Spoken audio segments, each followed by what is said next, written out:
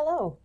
On behalf of the Froedtert and the Medical College of Wisconsin's Kidney and Pancreas Transplant Program, I would like to welcome you to our video education series on transplant.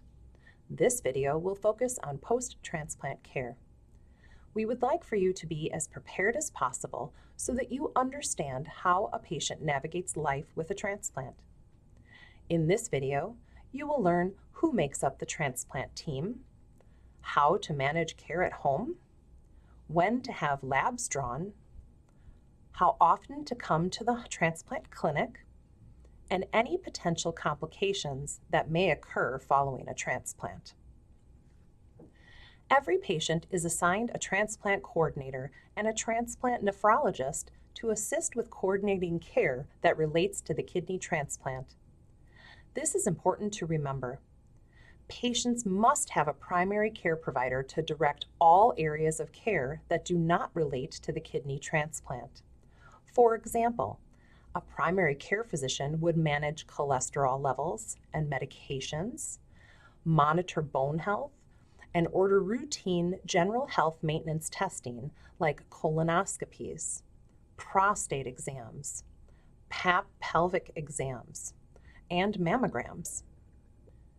The transplant team will monitor the results of blood tests and make adjustments to the transplant medications. They will see patients at each clinic appointment to provide ongoing education and answer questions related to the post-transplant care regimen. There may be times where a patient may need to be referred to other departments for other health conditions. For example, a cardiologist or a urologist, or even a dermatologist. So let's start in the hospital. At Froedtert Hospital, we have a dedicated transplant unit called 4 Northwest.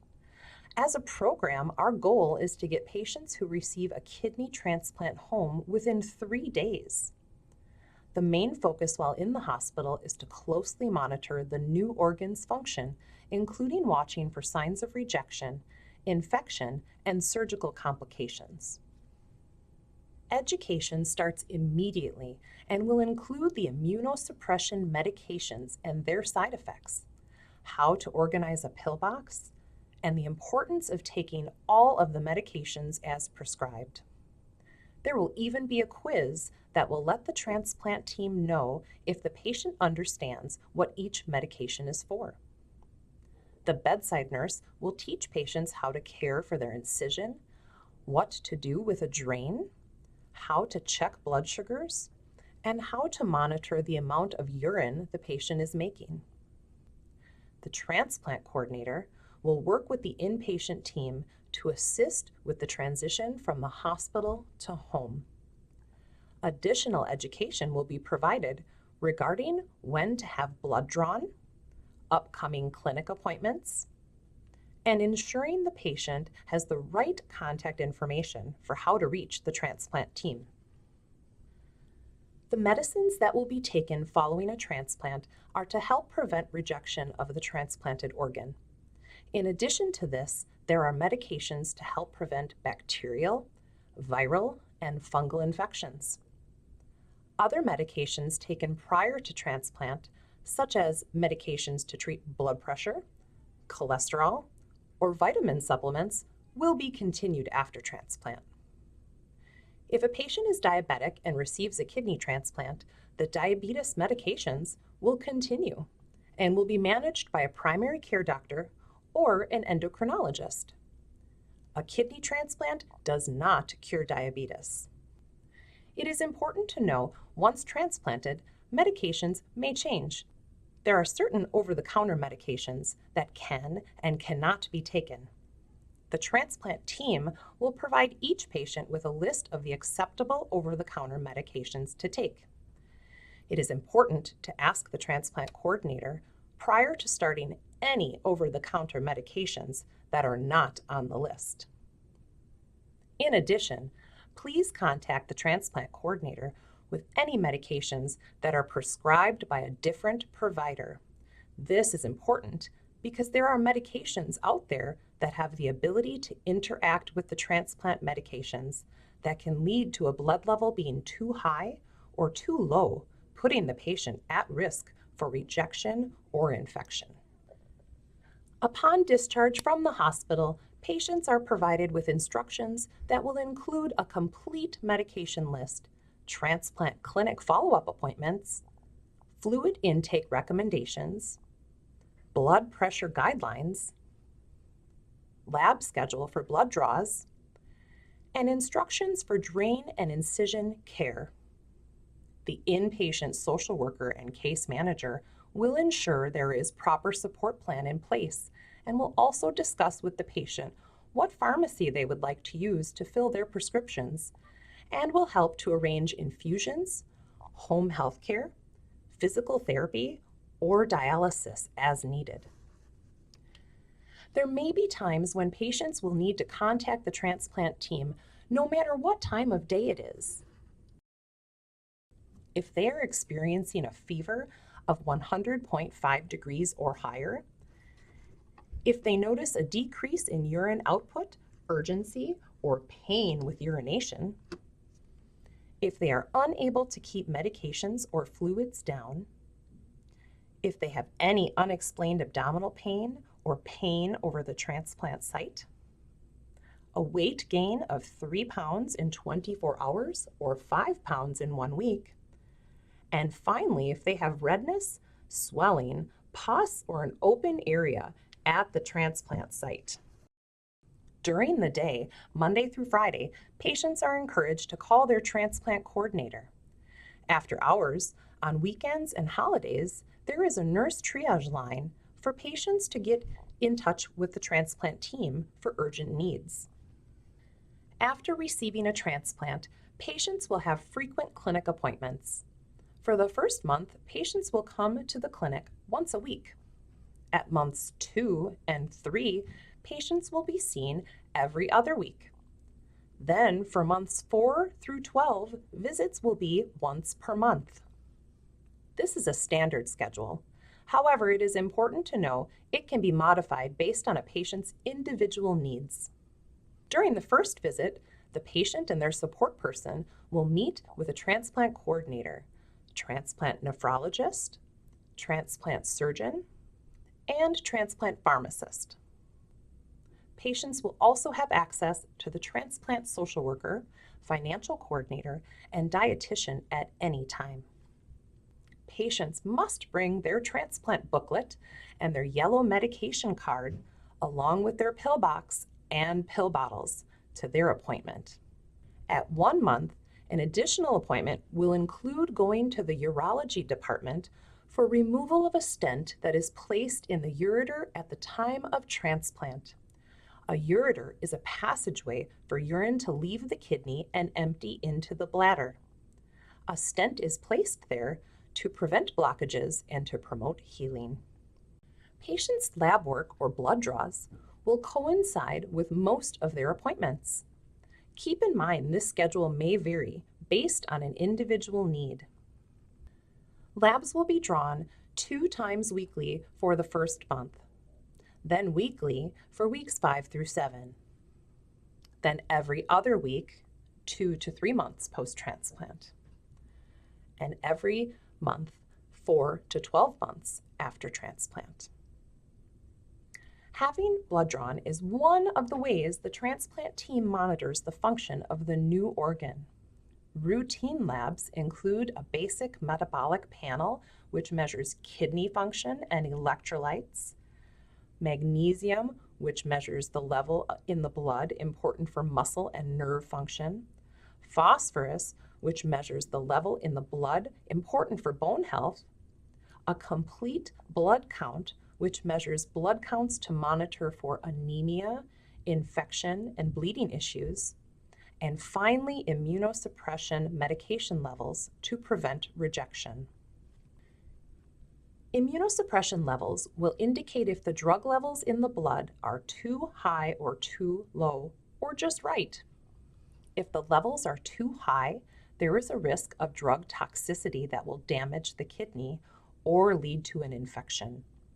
If the levels are too low, there is risk of rejection. This is why it is so important to have the lab draws in the morning before taking the morning medications. Most immunosuppression levels are drawn in the morning, 12 hours after the nighttime dose.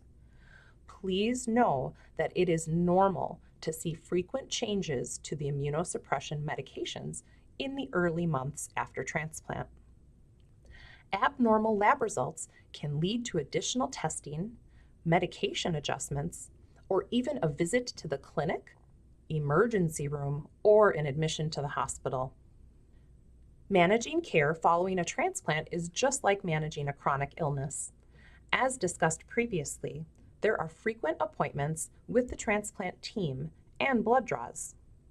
There are other common interventions that many patients may experience after receiving a transplant. These interventions include possible IV infusions to correct low blood levels of magnesium or phosphorus. This would be done at an infusion clinic.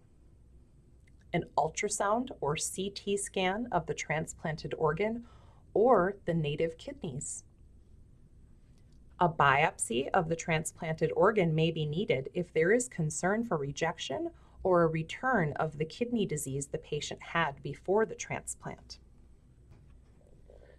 Some patients may experience what's called delayed graft function. That means the transplanted kidney is a little slow to wake up. This can be for many reasons. Patients who experience this may need dialysis for a little while until the kidney starts to function normally. If this happens, the transplant nephrologist will contact the patient's dialysis center to let their nephrologist know that the patient will need dialysis. The transplant team will monitor blood levels, weight, and urine output to determine the need for dialysis. Acute rejection is another potential complication after transplant. It can be defined as an increase in blood creatinine and can include pain and tenderness at the transplant site, as well as chills, nausea, or fatigue. An infection would be another unexpected complication after transplant. Infections can be identified by a high white blood cell count, fever, swelling, pus, tenderness, or an open area at the transplant site.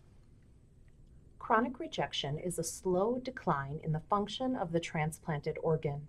It can be caused by a development of unwanted antibodies a person's body produces that attack the transplanted organ, noncompliance, uncontrolled diabetes, uncontrolled high blood pressure, or the recurrence of the disease the patient had prior to transplant. There are several blood tests available that help to determine whether there is a concern for possible rejection. The transplant team will order these tests when it is indicated. If there is concern for rejection, a biopsy would be ordered. A biopsy is a procedure where the needle is inserted through the skin into the transplanted kidney to obtain a sample of the kidney tissue. A patient will be in the procedural area for 4 to 6 hours to rest and be monitored for bleeding complications. They are then discharged home. Results will be communicated to the patient by their new transplant coordinator, along with a plan of care. The plan of care may include starting new medications, adjusting the current medications, or a procedure called plasmapheresis. Plasmapheresis focuses on filtering out the bad antibodies the body produces to attack the transplanted organ, causing the rejection. There may be times when the transplant team just wants to monitor the kidney function closely and not order any treatment. The best way to prevent rejection is to follow all of the instructions from the transplant team. Their guidance will help patients keep their transplanted organ healthy for as long as possible. Taking medications as prescribed, communicating to the transplant coordinator at the first sign of an issue, coming to all clinic appointments, having labs drawn when instructed, and making sure the support person is involved in the recovery period. Long-term health maintenance is very important in regards to overall health and well-being. All patients must have a primary care provider to manage areas of health that are not related to the transplant. A primary care provider will ensure patients are up to date with their immunizations, manage blood sugars and insulin use, monitor bone health and manage supplements, manage blood pressure, including the blood pressure medications, manage cholesterol and prostate levels, perform Pap pelvic exams, order colonoscopies, and mammograms when applicable. A primary care provider can order a dermatology consult for annual skin cancer checks. They can also encourage the patient to see a dentist yearly to promote good oral health. You have reached the end of this video on what to expect after receiving a kidney transplant. If there are any questions, please write them down and share them with the transplant team. We encourage you to continue watching the rest of the educational videos on kidney and pancreas transplant. Feel free to share these videos with your support person, family, and friends. We look forward to partnering with you on your transplant journey. Thank you for choosing Froedtert and the Medical College of Wisconsin.